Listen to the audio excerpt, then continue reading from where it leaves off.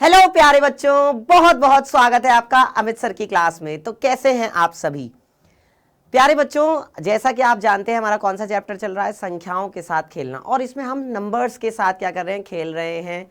और बच्चों जैसा कि आप जानते हो कि हम लोग एक एक टॉपिक को बहुत अच्छे से पढ़ रहे हैं, सारी चीज़ों को अच्छे से रिवाइज कर रहे हैं, देख रहे हैं, ठीक है। और भैया एक बात मुझे आपसे कहनी है कि अगर अभी तक आपने हमारे चैनल को सब्सक्राइब नहीं किया है तो बेटा सब्सक्राइब कर लो क्लास 6 हिंदी मीडियम चैनल को, और जो घंटी वाला बटन है उसे दबा दो ताकि जैसे ही क्लास शुरू हो नोटिफिकेशन आपके पास आ जाए। तो चलिए बात करते हैं कि भाई आज की क्लास में हम क्या सीखने जा रहे हैं। तो आपको भी लग रहा होगा इसकी तरह कि यार आज की क्लास में हम क्या सीखेंगे। तो बेटा आज की क्लास में हम सीखने वाले हैं महत्तम समापवर्तक के बारे में। किसके बारे में? महत्तम समापवर्तक, ठीक है, जिसको हम शॉर्ट में बोलते हैं बच्चों HCF।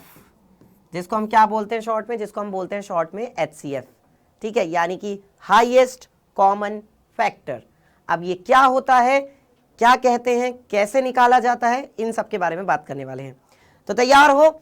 मजे के साथ पढ़ेंगे भैया। जब अमित सर हमारे साथ हैं तो डरने की क्या बात है। चलिए तो बेटा सबसे पहले बात करते हैं हाईएस्ट कॉमन फैक्टर, यानी कि महत्तम समापवर्तक क्या होता है। चलिए देखिए, तो जैसा कि आप यहां पर देख पा रहे हैं बच्चों, क्या लिखा है, दो या दो से अधिक दी हुई संख्याओं के सार्वगुणनखंडों में। सार्वगुणनखंड क्या होता है बेटा? जो दोनों में मौजूद हो। अगर आपको दो संख्याएं दी हैं तो उन दोनों में हो, अगर आपको तीन संख्याएं दी हैं तो तीनों में हो। मेरी बात समझ में आ रही है? अगर दो संख्याएं हैं तो दोनों में हो, अगर तीन संख्याएं हैं तो तीनों में हो। तो उसको हम कहते हैं सार्वगुणनखंड।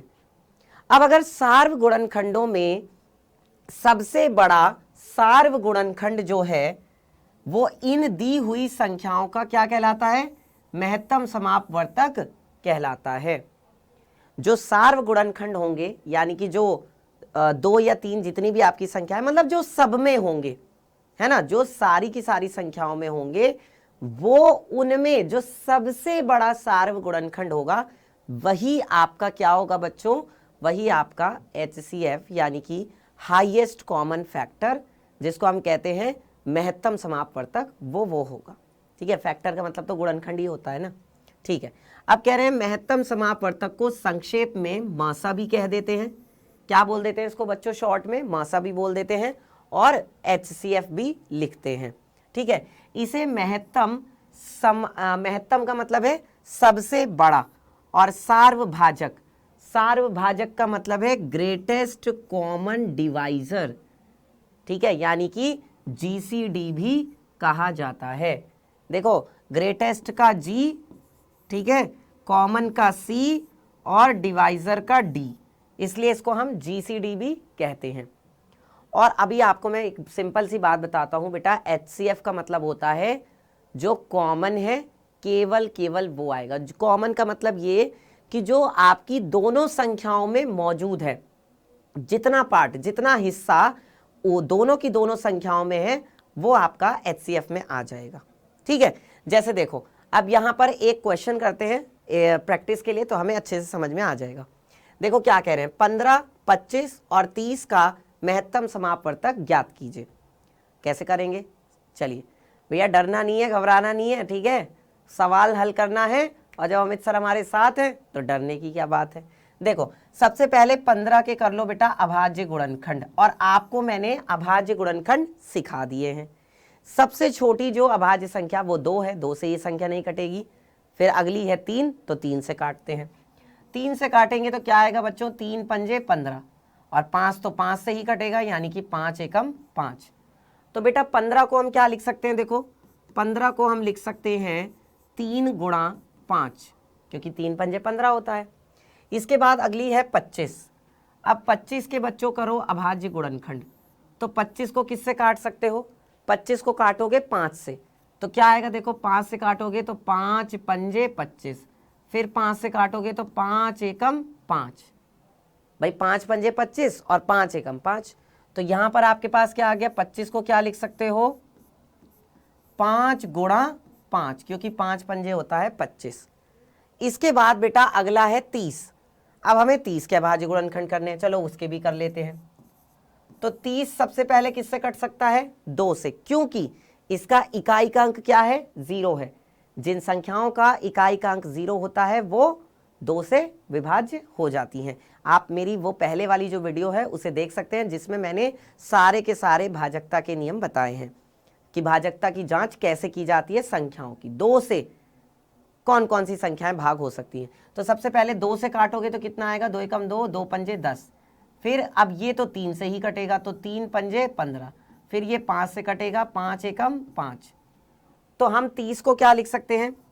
30 को हम लिख सकते हैं भैया 2 गुणा 3 गुणा 5। क्या लिख सकते हैं हम 30 को? 2 गुणा 3 गुणा 5। अब आप ये देखिए कि यहां पर ऐसी कौन सी संख्याएं हैं जो तीनों में है, ऐसी संख्या जो तीनों के तीनों में है। तो देखो बेटा, यहां पर 5 मुझे यहां भी दिख रहा है, 5 मुझे यहां भी दिख रहा है, और 5 मुझे यहां पे भी दिख रहा है।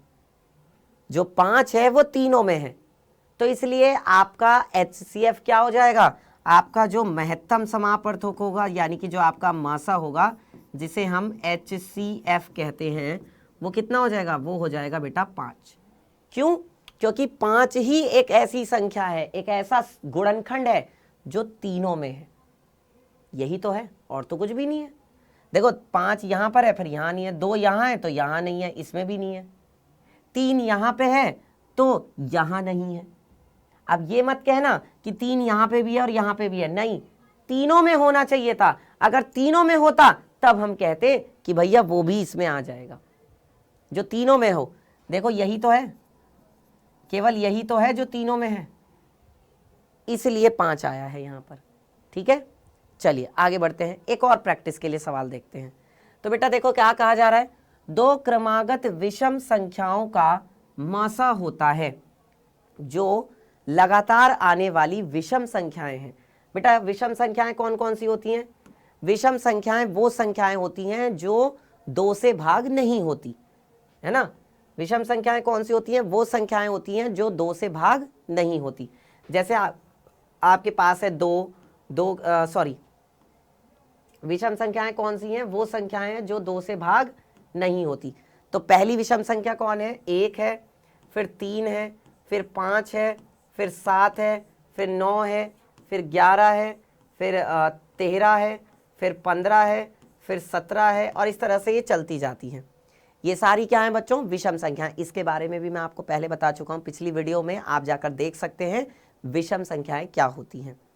इसके बाद बच्चों अब ध्यान दो, ये जो आपकी संख्या है, तो उन्होंने कहा है कोई सी भी 2 क्रमागत संख्या। अब चाहे तो मैं 3 और 5 ले लूं, चाहे मैं क्या ले लूं 15 और 9 ले लूं, लेकिन क्या 9 और 15 क्रमागत हैं?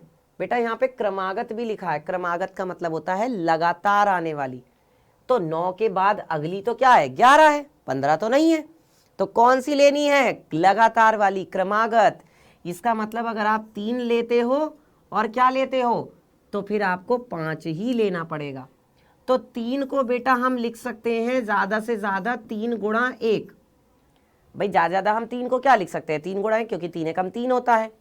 और 5 को क्या लिख सकते हैं?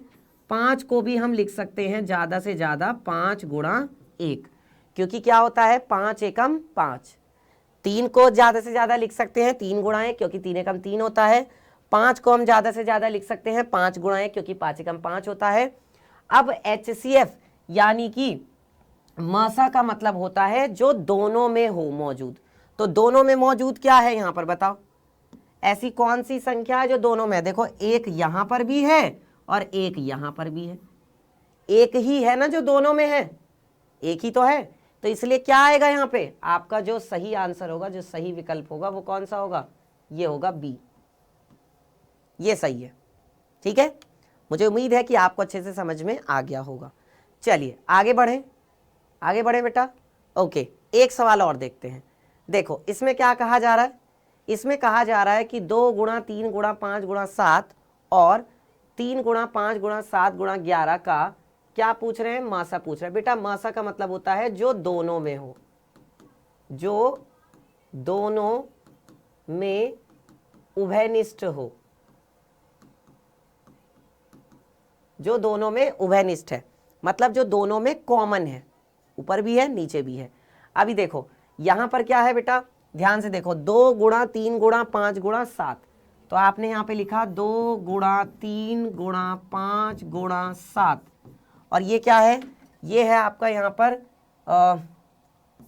3 गुणा 5 गुणा 7 गुणा 11, ये 2 हैं आपकी संख्याएं। अब देखो इन दोनों में ऐसी कौन सी संख्या है जो दोनों में है, तो भैया दोनों में तो केवल आपको क्या दिख रहा है, ये 3 है, ठीक है, ये 5 है जो दोनों में है, 3 भी है 5 भी है जो दोनों में है, और ये देखो 7 भी है जो दोनों में है। भाई 3 भी है दोनों में, 5 भी है दोनों में, और 7 भी है दोनों में, तो इसमें से तो एक आ जाएगा 3, इसमें से एक आ जाएगा 5, और इसमें से एक आ जाएगा 7, ठीक है, इसमें से आ गया एक 3, ये जोड़ा बना एक, इसमें से एक 3, ये एक जोड़ा बना, इसमें से एक 5, ये एक जोड़ा बना, इसमें से एक 7, और इन तीनों की क्या कर दो, गुणा कर दो, 3 गुणा 5 गुणा 7, यही आपका क्या हो जाएगा, मासा यानी कि HCF।